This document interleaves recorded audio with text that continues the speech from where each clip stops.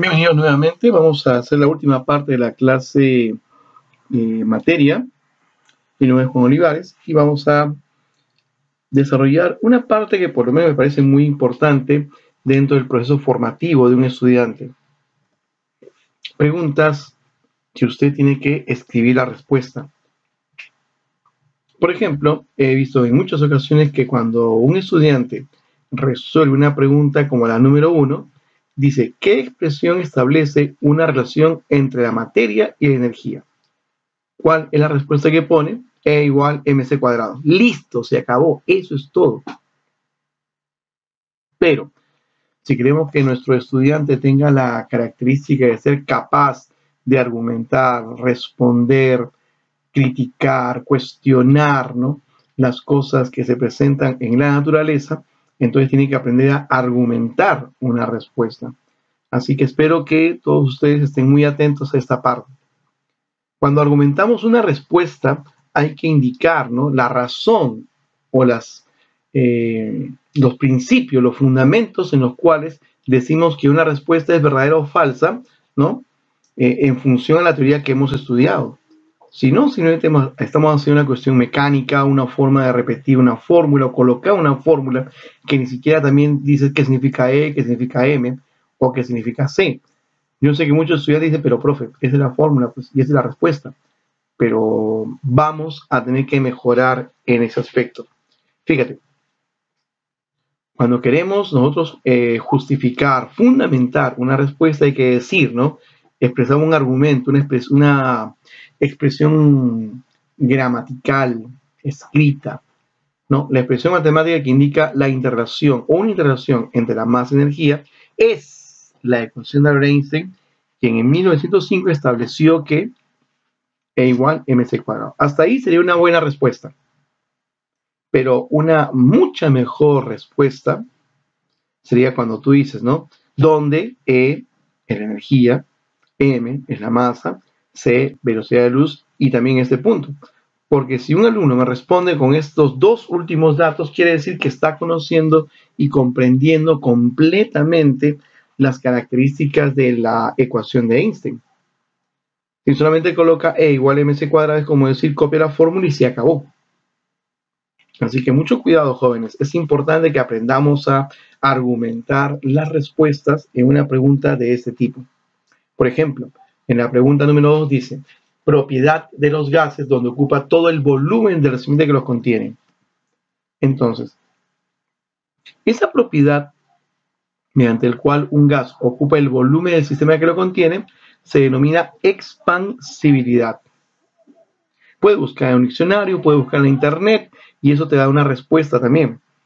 O en el mejor de los casos, pensamos, ¿cómo te das cuenta que la vecina se le ha quemado la comida?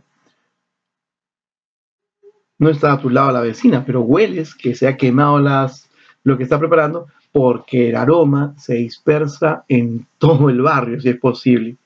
Entonces, a esta propiedad en la cual los gases tienden a ocupar el mayor volumen posible, eso se llama expansibilidad.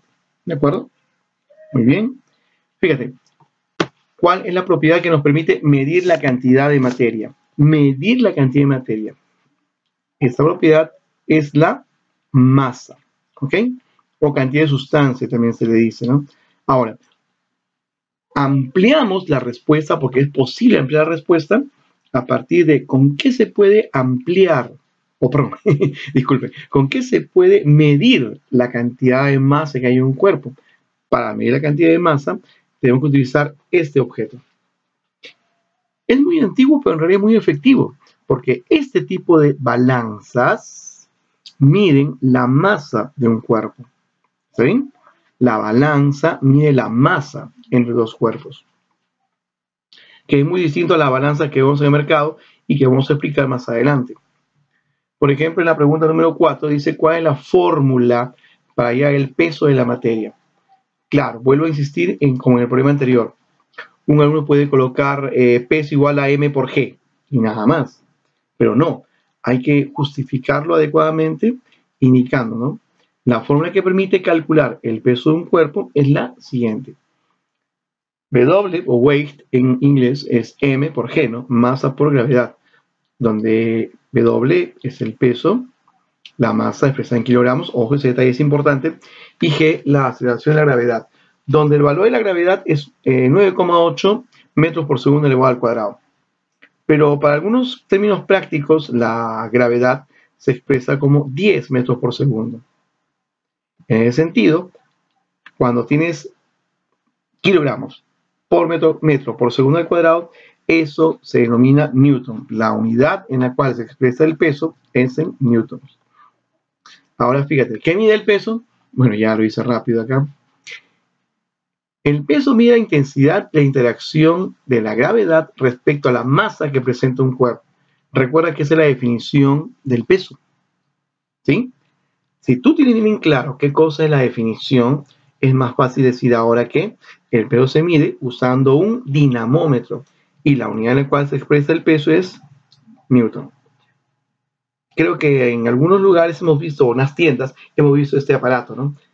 Tú que le dices simplemente balanza, pero el término estrictamente aplicado para calcular el peso de los cuerpos se llama dinamómetro.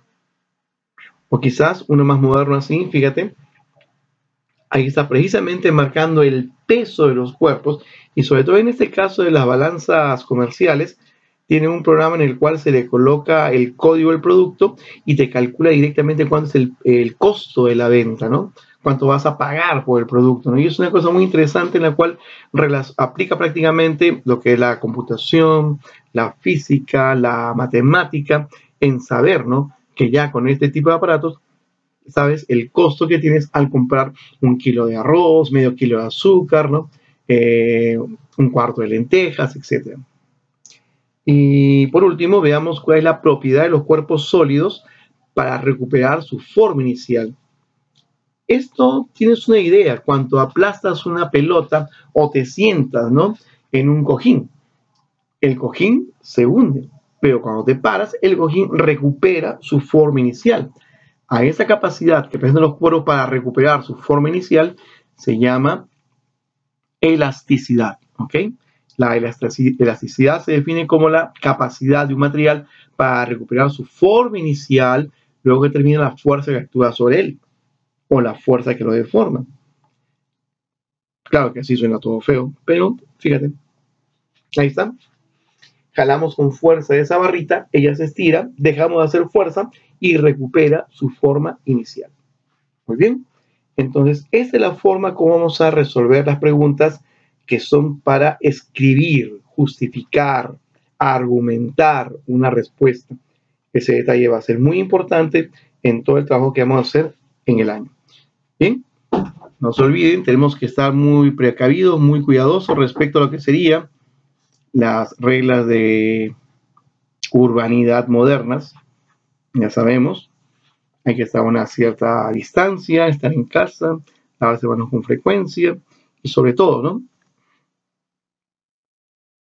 Todos vamos a poder salir de estos momentos de dificultad si estamos juntos y guardando las medidas necesarias para que de esta manera podamos volvernos a ver. Muchas gracias por su atención y vamos a estar en contacto para la siguiente clase. Nos vemos, jóvenes.